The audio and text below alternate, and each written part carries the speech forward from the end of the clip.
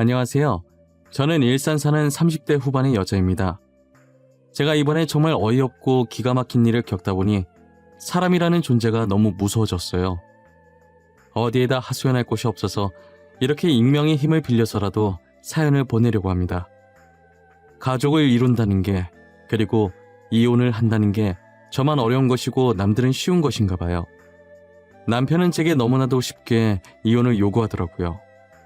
저는 지극히 평범한 집안에 태어나고 자랐어요. 그렇게 부유한 편은 아니지만 부족함 없이 하고 싶은 것 하고 살았죠. 아버지와 어머니는 젊었을 때부터 대기업에 다니시면서 돈을 열심히 모아놓으셨어요. 모아둔 돈이 좀 있어서 그런지 두 분 다 노후 걱정은 없으셨어요. 그래서 지금은 어머니께서 일을 그만두시고 집에서 살림을 하고 계시고요. 저는 같은 회사에 다니던 저희 집안과 비슷한 집안인 남편을 만나 결혼을 했습니다. 저희가 결혼한 지는 오래되었는데 현재 아이는 없는 상태예요. 노력은 많이 했었지만 애가 생각보다 쉽게 들어서지 않더라고요. 그렇다고 해서 애 못 가진다고 시어머니께서 구박하진 않으셨어요. 시어머니께서도 저처럼 임신이 잘 안 돼서 힘들게 저희 남편을 낳으셨었거든요.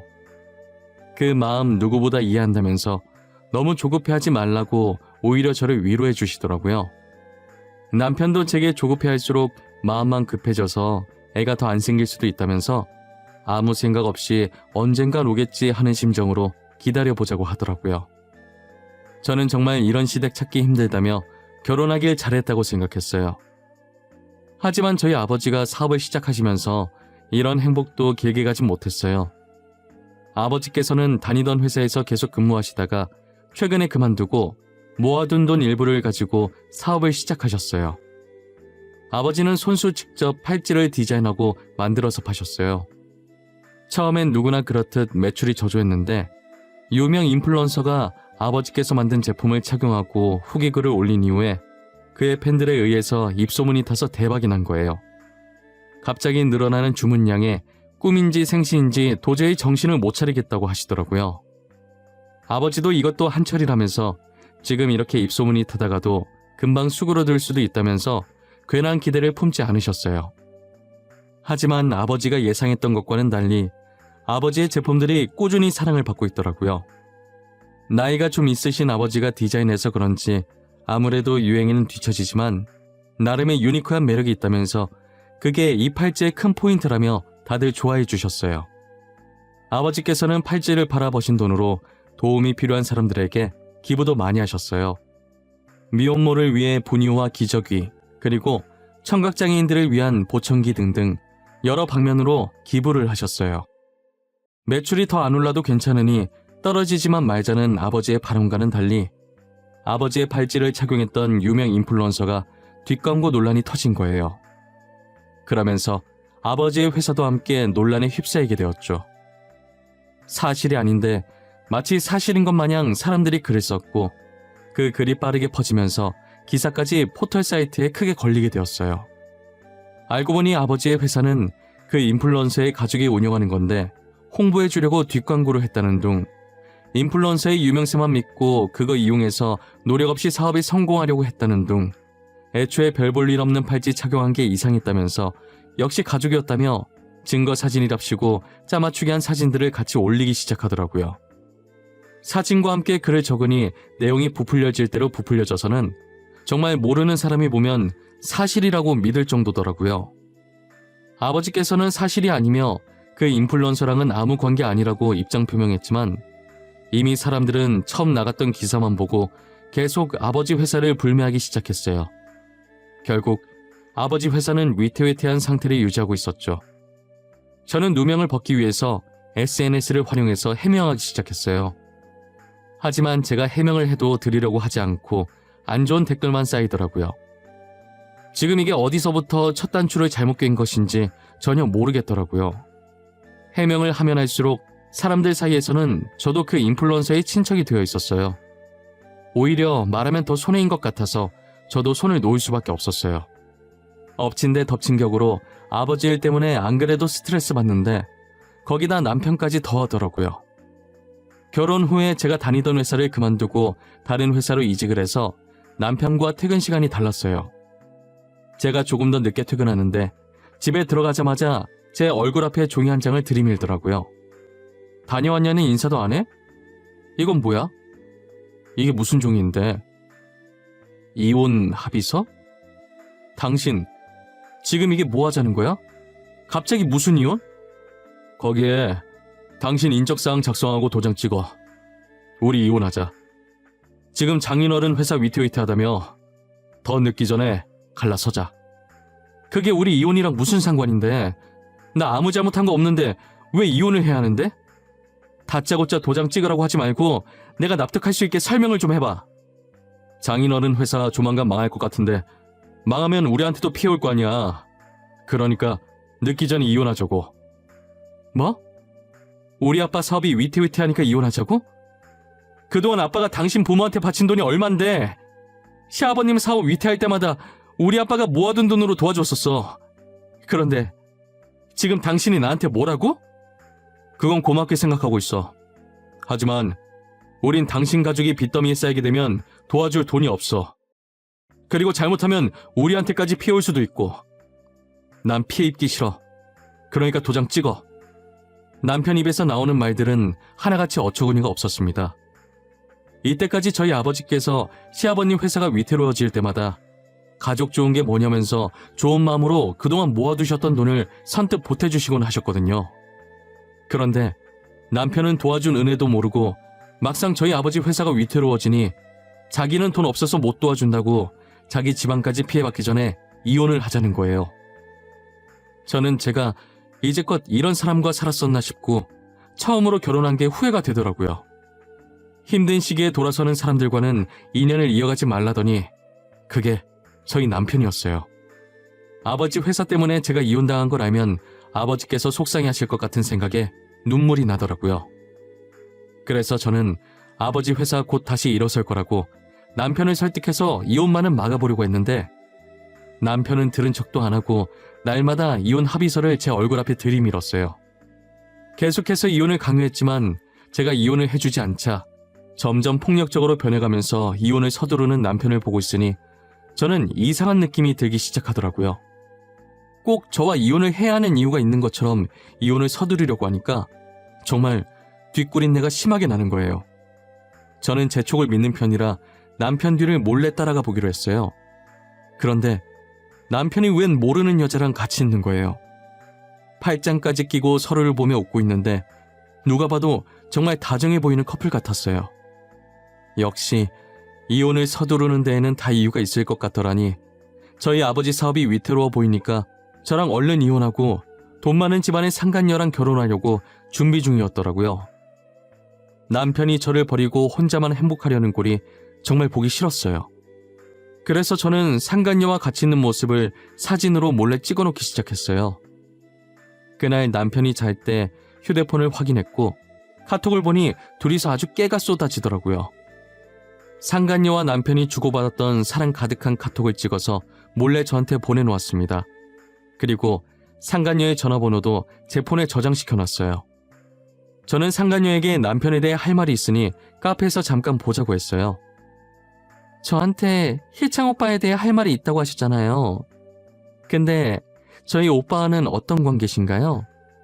아, 혹시 오빠 친척분이신가요? 저 김창희 씨 아내 되는 사람인데요.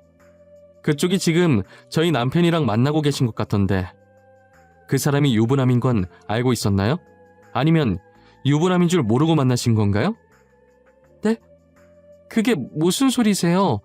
오빠가 유부남이라니요? 거짓말 치지 마세요.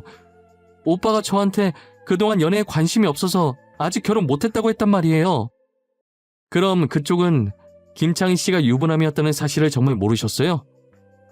저 오늘 변호사 만나서 이혼 소송하고 당신은 상간녀 소송하려고 미리 알고 있으라고 말하러 온 거예요. 지금 거짓말하는 거 아니죠? 저 정말 몰랐어요. 믿어주세요. 저도 피해자예요. 어쩐지 결혼하자고 말만 하고 날짜 잡으려고 하면 계속 미루더라고요. 상간녀는 남편이 유부남이었던 걸 전혀 몰랐던 눈치더라고요. 제게 제 차 사실이냐고 확인을 하길래 제가 미리 발급받은 가족관계 증명서를 보여주면서 남편과 혼인관계임을 증명하니 그제서야 믿기 시작하더라고요. 상간녀는 정말 몰랐다고 당장 헤어지겠다면서 자신도 피해자니 고소는 하지 말아달라고 하더라고요. 저는 여자에게 상간녀 소송은 걸지 않았고 남편한테 이혼 소송만 걸고 집으로 돌아왔어요. 남편은 상간녀에게 이별 통보를 받았는지 집에 오자마자 저를 쥐잡듯 잡기 시작하더라고요. 당신이 한 짓이야? 당신 도대체 그 사람한테 뭐라고 짓거린 거야? 지금 제정신이야? 내 인생 망치려고 작정했어? 쳐 놔두고 바람핀 사람이 어디서 큰 소리야? 그래, 내가 했다. 왜? 나는 뭐 가만히 당하고만 있을 줄 알았니? 내가 그렇게 만만해 보였어? 당신이 다시 그 사람한테 가서 말해. 나지한 말 다 거짓말이었다고 당장 말하라고. 끝까지 뻔뻔한 거 봐. 내가 누구 좋으라고 그렇게 해야 되는데? 나 당신 잘 사는 꼴 절대 못 봐. 오늘 당신한테 이혼 소송 걸었으니까 나한테 줄 위자료나 챙겨놔. 남편이 아무리 소리를 질러도 제가 눈 하나 깜짝 안 하자 말로는 안 될 것 같았는지 결국 손을 올려서 그대로 제 뺨을 때리더라고요. 제가 헤어지게 만들었으니 분명 싸움이 격해질 거라는 걸 저는 미리 예상했었거든요. 그래서 혹시나 하는 마음에 안방 행거에 걸린 옷 사이에 카메라를 넣어놓고 있었어요. 저는 이걸로 폭력죄까지 추가시킬 거라고 남편한테 소리 질렀어요. 저는 남편에게 이혼 소송으로 위자료를 받아냈지만 폭행죄는 뺨 때린 게 다고 초범이기도 해서 징역까지 안 가고 벌금형으로 끝났더라고요. 그 뒤로도 남편은 정신을 못 차리고 돈 많은 여자 한번 물어보겠다고 여러 여자들을 만나고 있다고 하더라고요. 다행히 저희 아버지는 뒷광고 논란으로 잠적했던 유명 인플루언서가 아버지와 친척도 아니고 일면식도 없다고 해명을 해주면서 어느 정도 논란이 잠재워졌어요. 그리고 이러려고 아버지께서 이제껏 선행을 해왔던 것은 아니었지만 이때까지 아버지의 도움을 받으셨던 분들이 글을 써주셨더라고요. 아버지께서 그동안 남모르게 선행을 해왔다는 여러 증인들과 증거 사진으로 인해 오히려 전보다 더 좋은 이미지로 거듭날 수 있었어요. 아버지께서 위태로운 회사를 쉽게 포기하지 않고 끝까지 버텨주셔서 다시 일어날 수 있었어요. 저였다면 더 많은 빚을 지기 전에 진작에 포기했을 텐데 저는 아버지가 정말 대단해 보였어요. 기부를 많이 했던 덕분에 회사 이미지가 좋아져서 그런지 유명해지기 시작했을 때보다 훨씬 높은 매출률을 보였어요. 아버지는 지금도 여전히 어려운 분들이 계신 곳에 기부를 열심히 하고 계세요. 따뜻한 사회를 만드는 것이 아버지의 오랜 꿈이셨다고 이제라도 이룰 수 있게 돼서 뿌듯하다고 하셨어요. 아버지가 다시 일어났다는 소식이 남편 귀에도 들어갔는지 정말 속보이게 제 주변을 계속 기웃거리기 시작하더라고요. 저는 그런 남편에게 눈길조차 주지 않았습니다. 아버지 사업 다시 잘 되신다며? 소식 들었어. 정말 다행이다. 망하면 어쩌나 걱정했는데 예전보다 훨씬 유명해지셨더라. 당신이 걱정을 했다고? 입에 침이나 바르고 거짓말을 해. 이제라도 나 찾아오면 당신한테 콩고물이라도 떨어질 거라고 생각하는 거야? 에이, 그런 거 아니야. 난 그냥 여러 여자 만나봤는데 당신만한 사람이 없더라고. 그래서 당신이랑 다시 잘해보려고 그러지. 누가 당신 받아준다고 했어? 진짜 웃긴다. 도대체 어디서 나오는 자신감이야? 당신만 잘해볼 마음 있으면 뭐해. 내가 당신 받아줄 마음이 없는데. 그래도 우리 한때 사랑했잖아. 같이 살 맞대며 살아온 정이 있는데 너무 차갑게 그러지 마. 당신 원래 따뜻한 사람이었잖아. 나 따뜻한 사람이야. 당신만 빼고. 나를 이렇게 만든 사람이 누군데 그래? 집 가야 되니까 방해하지 말고 저리 꺼져. 다신 내 회사 앞에 기웃거리지 마. 신고할 거니까. 제가 경찰에 신고할 거라고 하니 무서웠는지 그 뒤로는 안 나타나더라고요. 도대체 누구 좋으려고 제가 재결합을 하나요? 저는 또다시 지옥 속으로 들어가기 싫었어요. 얼마 뒤 남편이 다니던 회사를 그만두고 사업한다는 소식을 들었어요. 저는 개업 축하한다는 문구를 새긴 근조 화환을 남편 회사로 보내줬어요. 그리고 화환과 함께 홍보 열심히 해주겠다고 포털 사이트 확인해보라는 편지도 하나 남겼죠. 저는 포털 사이트에 남편이 제게 했던 짓들을 영상과 함께 글을 써서 올렸어요. 그리고 많은 사람들이 볼 수 있게 배너 광고도 해줬답니다. 제가 열렬히 홍보해준 덕분에 남편 회사는 아주 유명해졌더라고요. 비록 불륜남, 폭행남, 갖가지 안 좋은 수식어의 별명들이 함께 붙게 되었지만요. 결국 남편은 사업을 제대로 시작해보지도 못하고 망하게 되었어요. 저한테 돈이라도 뜯어야겠는지 사실 적시 명예훼손을 걸었더라고요. 저럴 거라는 걸 어느 정도 예상은 했지만 진짜 끝까지 구질구질해 보였어요. 남편은 제게 합의금만 준다면 고소 취할 생각이 있다고 하더라고요. 당신 미쳤어? 사람을 이렇게 전 국민한테 망신 주니까 이제 속이 후련해? 이미 지난 일인데 꼭 그렇게까지 해야 했어? 응, 그렇게까지 해야겠더라고. 사실 아직 속이 완전히 후련하진 못해. 난 앞으로도 당신이 행복해지려고 하면 다 망쳐놓을 예정이야. 뭐? 앞으로도 계속 이러겠다고? 도대체 이렇게 해서 네가 얻는 건 뭔데? 너 그거 돈 낭비, 시간 낭비야. 알아? 내가 얻는 거? 통쾌함?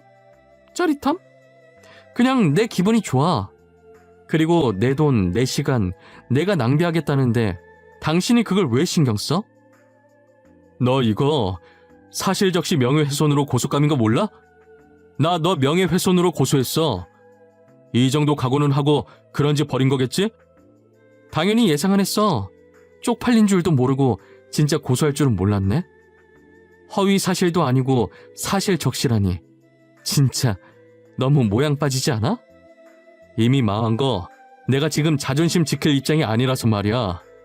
당신이 나한테 합의금만 준다면 고소 취하할 생각 있어. 그래, 당신이 지금 자존심 세울 때가 아니지. 한 푼이라도 더 필요한 상황인데 말이야. 안 그래? 합의금 줄게. 얼마 주면 되는데? 원하는 액수 한번 불러봐. 4천. 4천만 주면 내가 뒤끝 없이 깔끔하게 당신 고소했던 거 취하해줄게. 어때? 4천 괜찮겠어? 남편은 제가 생각했던 것보다 액수를 적게 부르더라고요. 바로 입금해주겠다고 했고 저는 그 자리에서 합의금을 주고 남편은 고소를 취하했어요. 저는 제발 다시는 내 눈앞에 보이지 말라고 하고 먼저 자리를 떴습니다. 그리고 남편 회사가 망하고 얼마 지나지 않아 시아버님 회사도 망했더라고요. 남편이 회장의 아들이라는 게 소문이 나서 사람들이 불매를 했다고 하더라고요. 남편네가 점점 망해가는 걸 보는데 얼마나 속이 시원한지 몰라요. 이렇게 못된 마음 먹으면 다 저한테 돌아온다는 걸 알지만 그래도 남편네가 망한 건 저 때문이 아니라 다 남편의 업보라고 생각해요. 이제 와서 드는 생각이지만 저와 남편 사이에 애가 안 생겼던 건 이런 일이 생길 줄 알고 미리 조상님께서 막아주신 것만 같았어요. 저희한테 아이라도 있었으면 아이 핑계를 얼마나 댔을까요? 상상만 해도 치가 떨리고 온몸에 소름이 끼쳐요. 여러분들은 주변에 있는 누군가에게 혹시나 힘든 일이 생긴다면 못 본 척 외면하려고 하지 마시고 도움의 손을 한번 뻗어보세요. 그게 다 여러분들의 업으로 돌아갈 거예요. 오늘 날씨가 많이 춥다고 해요. 따뜻하게 입으시고 이 시국 조심하시길 바랄게요.